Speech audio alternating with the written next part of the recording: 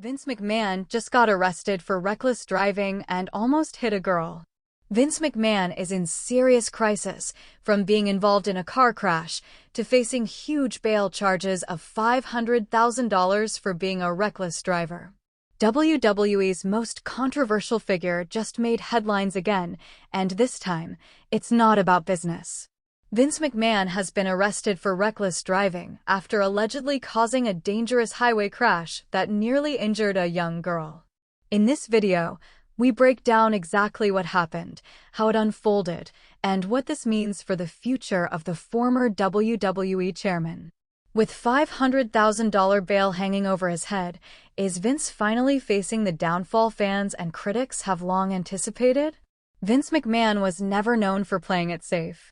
Not in the boardroom, not in the ring, and now not on the road either. On a night that was supposed to be quiet, private, uneventful, the former WWE chairman found himself at the center of a scene that has stunned fans, angered parents, and raised questions about the mental and emotional state of a man who once built an empire. It all started with the screech of tires and the terrifying scream of a child. Reports came in just before midnight. A black luxury SUV had veered off the westbound lane of Interstate 95, jumped the curb near an exit ramp, and nearly struck a pedestrian, a 9-year-old girl, standing just inches from the sidewalk with her mother. Witnesses say the car missed her by a breath. But the psychological trauma? That landed with the force of a piledriver. By the time local law enforcement arrived, the driver was still behind the wheel, stunned, disoriented, and, according to preliminary field notes, smelling strongly of alcohol. That driver was Vince McMahon. The 78-year-old WWE tycoon was pulled from the driver's seat and immediately restrained by officers who, at first, didn't recognize the man they were dealing with. His ID confirmed what the stunned patrol unit could barely believe. One of the most powerful men in sports entertainment was under arrest, in handcuffs, and facing a Class A felony for reckless endangerment and reckless driving, charges that could carry years in prison if convicted. It wasn't just a traffic incident. It was a crisis. A wake-up call. Perhaps even a final fall from grace. The arrest report was clinical. Bloodshot eyes. Slurred speech. Failure to maintain control of the vehicle. But what it didn't capture was the public reaction that followed. The viral footage. The screen grabs. The mugshot of a disheveled Vince McMahon, collar loose, eyes glazed over, the weight of decades collapsing onto a single moment in time. In an instant, decades of branding, power, and control were undone. Wrestling fans, critics, and corporate stakeholders were all asking the same question: what just happened? Within hours, social media erupted. Hashtags like #VinceMcMahonCrash, #McMahonArrested, and #WWEReckless began trending globally. Clips of the accident scene spread across every platform: TikTok, X, YouTube, Instagram. A grainy video, shot by a bystander, showed the black Escalade smashed against a guardrail, hazard lights blinking in the dark. Sirens howled in the background. But the most chilling detail? The faint cries of the little girl who narrowly escaped death. She was just standing there, her mother would later tell reporters, voice shaking. "We were waiting for a taxi. And then this car came out of nowhere. If I hadn't pulled her back," she didn't finish the sentence. She didn't have to. The image of what could have happened was more powerful than any promo Vince had ever cut. The McMahon mystique, once built on dominance and spectacle, was unraveling under the glare of police floodlights and news cameras. The fallout was immediate. WWE's PR team went into lockdown mode. Emails flew. Phones rang. Internal Slack channels buzzed with urgent messages. A draft statement was prepared within an hour. "Mr. McMahon is cooperating with authorities. We take these allegations seriously and will continue to monitor the legal proceedings." But nothing they could write would stop what was coming next. The internet doesn't wait. And it doesn't forget. Insiders began leaking more details. Vince had been spotted earlier that evening at a private club in Stamford. Witnesses say he was alone, drinking heavily, One bartender reportedly said he seemed agitated and talkative in an unfiltered way. Another claimed he repeatedly referenced stress and people turning their backs on him. No one knew what that meant at the time.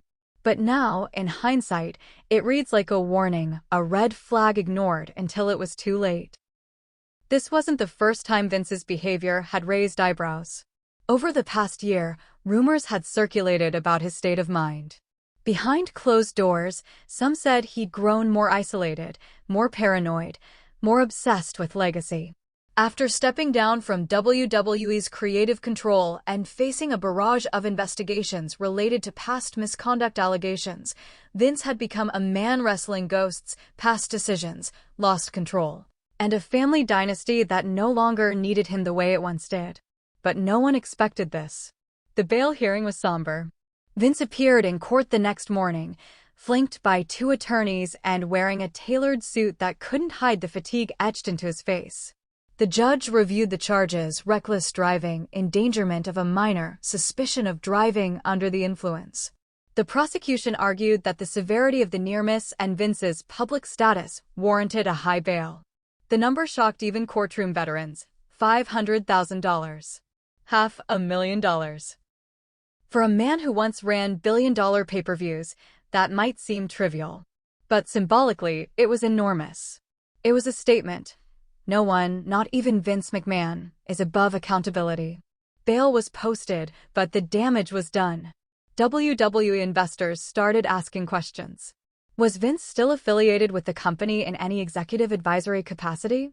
Would this affect upcoming negotiations with sponsors, networks, and international partners? Internal memos were sent out urging all employees not to speak publicly about the incident. Yet behind closed doors, the speculation was endless. One producer called it the beginning of the end. Another said, "We've weathered storms before, but this one? This is different." As the media frenzy grew, so did public outrage. Parent advocacy groups condemned Vince's recklessness. A Change.org petition began circulating demanding that Vince be permanently banned from any WWE involvement. Columnists across entertainment and sports media penned op-eds titled "The Final Fall of Vince McMahon" and "Wrestling's Most Powerful Man Faces Reality." The narrative had shifted. Vince was no longer just a controversial executive. He was now a cautionary tale. The girl's family, through their attorney, issued a brief statement. "We are grateful our daughter is safe, but we are shaken by how close this came to tragedy. We trust the justice system to handle this case with the seriousness it deserves." They declined interviews. But the press continued digging. One reporter uncovered dashcam footage from a nearby parked car that allegedly captured the exact moment Vince's SUV careened off the road.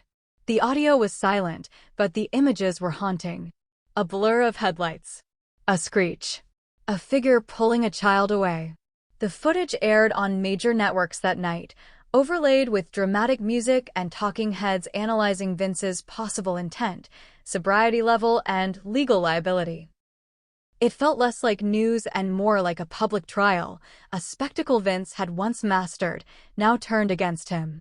Former WWE stars began weighing in. Some cautiously, others candidly. Anonymously, one Hall of Famer said, "We all saw this coming." Vince was always the kind of guy who didn't think the rules applied to him. But the road doesn't care who you are. Another posted on X, "No one is invincible. Not even McMahon." In the days that followed, psychologists were brought onto news panels to speculate on Vince's mindset. Was this a man spiraling under the pressure of lost power? A subconscious cry for help? Or was it pure negligence, an aging mogul clinging to relevance through reckless control? Theories abounded. But one thing was clear: this was no longer just about a car crash. It was about accountability. It was about legacy. It was about what happens when the empire you built becomes the very thing that crushes you. Behind the scenes, WWE scrambled. Meetings were called to reassess any contractual language that might tie Vince's legal troubles to corporate liability. Senior officials quietly consulted legal teams to determine if his actions could trigger a breach clause in past business arrangements. Brands associated with WWE began issuing cautious statements of their own, reaffirming their commitment to safety, family values, and community responsibility. No one wanted their name near this firestorm. Meanwhile, Vince remained mostly silent.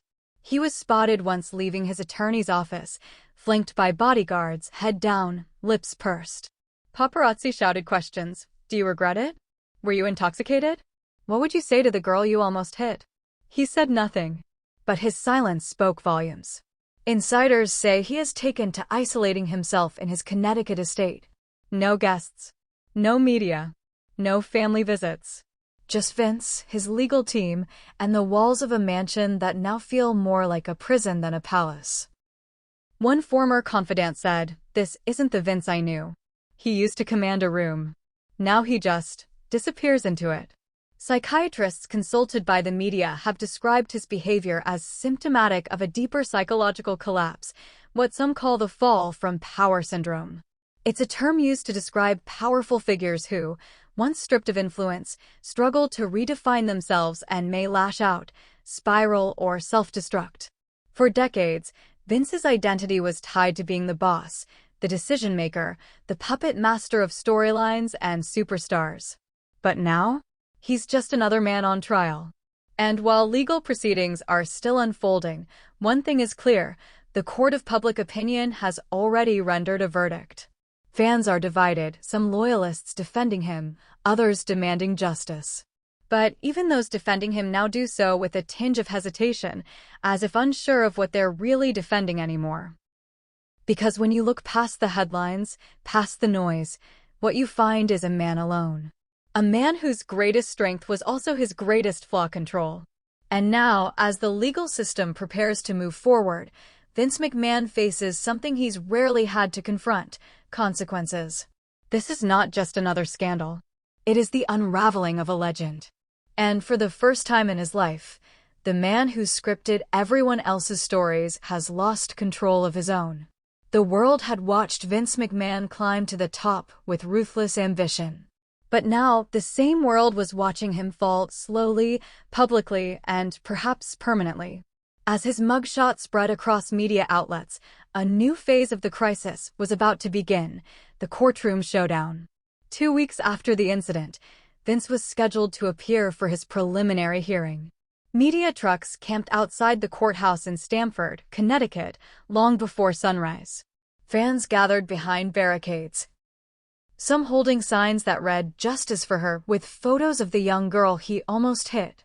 Others wore WWE gear, visibly torn between the legend they grew up idolizing and the man now facing criminal charges. Inside the courthouse, the tension was suffocating. Reporters filled the benches. A courtroom sketch artist sat poised, pencil shaking slightly in anticipation.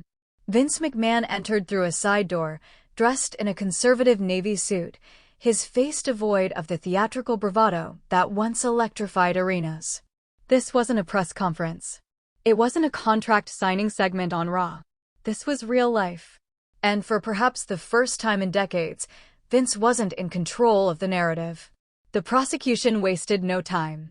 They presented the dashcam footage, the eyewitness testimonies, and the toxicology report that, while not confirming alcohol above the legal limit, revealed impairing levels of prescription medication in Vince's bloodstream. A dangerous combination of sedatives, likely mixed with alcohol, that authorities argued compromised his ability to operate a vehicle safely. Mr. McMahon's vehicle didn't just drift, the lead prosecutor stated. It launched.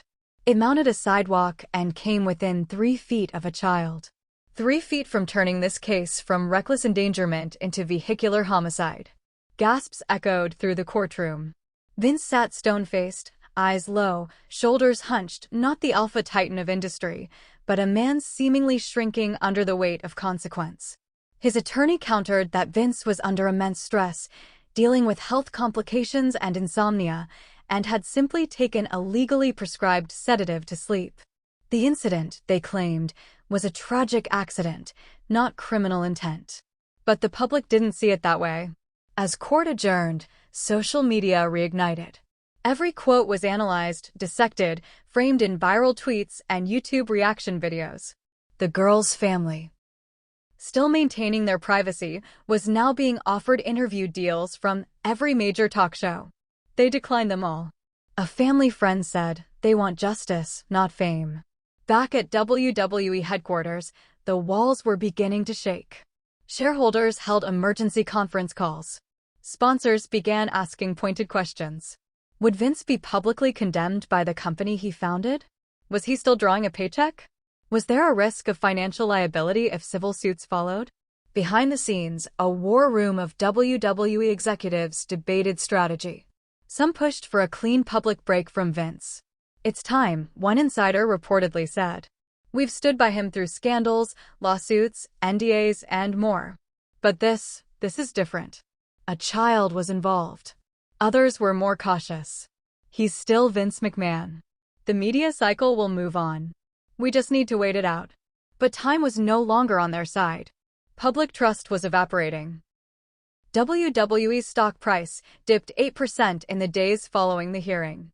One network executive involved in upcoming media rights negotiations said, "If McMahon appears in even one boardroom meeting, we're walking." Triple H, now firmly at the creative helm, was said to be furious. According to one locker room source, he confided, "I've worked for years to clean up the perception of this place. And now everything's tainted again because of him." Stephanie McMahon, who had quietly distanced herself from the company after her father's last controversy, reportedly declined to comment when approached by multiple media outlets. But behind that silence was tension. Family tension. According to insiders, Stephanie and Shane McMahon both urged their father to enter a treatment facility and step away from public life. "Make this right," one of them allegedly said. "Not for your legacy. For yourself." But Vince didn't listen. Or couldn't. In private, those close to him describe a man in denial. He rarely watched the news coverage. He refused to read the court filings. He obsessed instead over small details, why a particular sponsor pulled out, or whether the latest Raw script mentioned him at all. As if the WWE brand were still tethered to his own reflection. As if the world hadn't moved on. Meanwhile, a civil suit was quietly filed by the girl's family. While details were sealed, sources confirm it seeks substantial damages, both punitive and compensatory, for emotional trauma, endangerment, and public negligence. With this civil suit looming, Vince's legal team was now fighting on two fronts. The criminal case was already volatile. But the civil case? That could ruin him financially. And even if he wasn't convicted, the public record of evidence would stain what remained of his legacy. And then came the leak.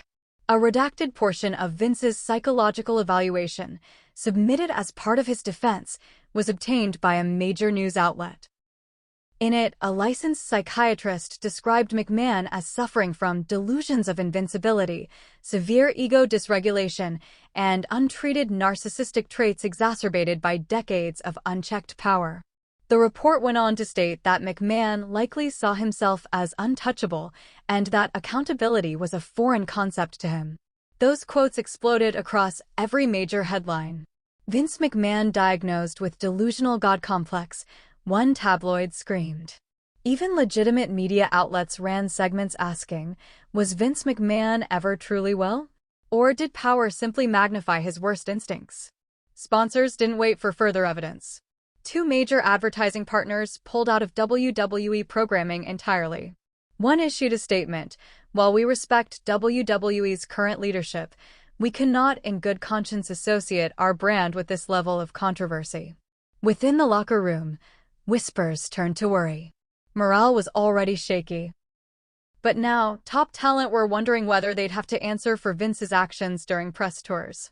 One wrestler reportedly asked, "Are we going to be fielding questions about this while promoting SummerSlam?" The answer was yes. To combat the fallout, WWE issued a sweeping internal memo. All references to Vince were to be paused in commentary. He would not be mentioned in promos, retrospectives, or marketing materials. Any requests for comment were to be routed through legal. In short, Vince McMahon had been unofficially erased. But the public wasn't done. Investigative journalists began connecting the dots, revisiting past lawsuits and settlements involving Vince. Old names resurfaced. Familiar accusations returned. The reckless driving charge was now being reframed as a symbol, another example of a man who always believed rules were made for others to follow, not him. And yet, amid all this chaos, a curious moment occurred. A photo emerged. Blurry, low-res, taken through the tinted glass of a private hospital in Greenwich. Vince McMahon, in a wheelchair, head down, pale, with what appeared to be a bandaged arm. No statement was given. No explanation offered. But the image went viral. Had he fallen? Been injured? Was he finally breaking under the weight of everything? Suddenly, the tone of coverage shifted. Some began to ask, is this a broken man? Is this punishment or public cruelty? But those questions didn't last long. A week later, footage leaked to Vince, out of the wheelchair, walking briskly into his legal counsel's office, accompanied by 2 guards. The image of frailty was shattered. Sympathy evaporated. If there was any strategy behind the earlier photo, it had backfired. And now, the court was calling again. A trial date was set. The judge warned both parties. The case would proceed swiftly, transparently, and without favoritism. There will be no special treatment here, the judge stated firmly. Regardless of status or celebrity. In WWE, Vince had always played God. But in court, he was just another man waiting for judgment. And for the millions watching, it wasn't just about one man's guilt or innocence anymore. It was about reckoning. It was about closure. It was about whether the industry Vince built, brick by brick, chair shot by chair shot, could finally move forward without the shadow of its creator looming behind it. Or whether that shadow would follow them all, forever. The courtroom was standing room only. Cameras weren't allowed, but that didn't stop the world from watching. Reporters live-tweeted every detail. News anchors went live from the courthouse steps. And in